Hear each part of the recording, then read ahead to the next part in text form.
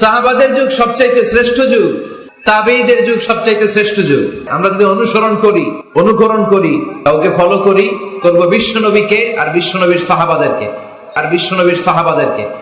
হযরত উসমান যখন খলিফা ছিলেন, তো উনি ওলীদ বিন উকবাকে কুফাতে গভর্নর লাগিয়েছিলেন।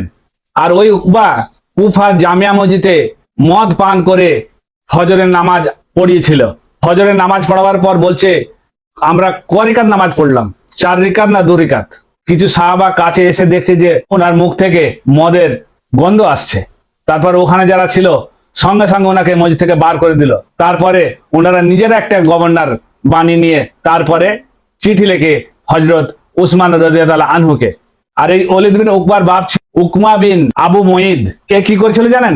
আমাদের নবী পাক সাল্লাল্লাহু আলাইহি সাল্লামের কোমরের উপরে উজিরি রেখে দিয়েছিল। এরা হচ্ছে এই বংশের।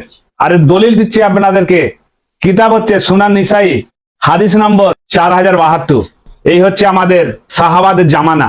আমাদের আহলে সুন্নাতের উলেমা মিথ্যা ছাড়া আর ওরা কিছু প্রচার করে না। আমরা ওদের মিথ্যা শুনে শুনে আমাদের এমন অভ্যাস হয়ে গেছে, কেউ সত্য বললে আমরা সেটা বিশ্বাস করি না।